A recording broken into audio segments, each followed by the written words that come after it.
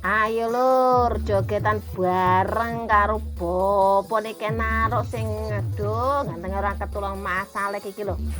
Ayo lur, bareng-bareng mari jogetan bareng ben padha gayeng. Mari ngono kalapan lho lur, ya. Ayo, mumpung iki sik iso nyedhek karo Bopo Ayo lur.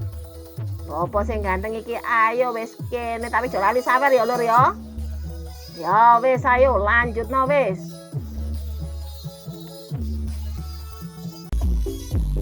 Lah, kalapan koyo ngene ya, tapi ya kalapane kenarok lho iki lur. Gayeng tenan nih lur.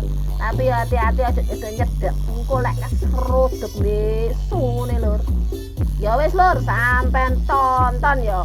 Ben padha gayeng, ben padha seneng kabeh. Lanjut lur, terus ayo lur.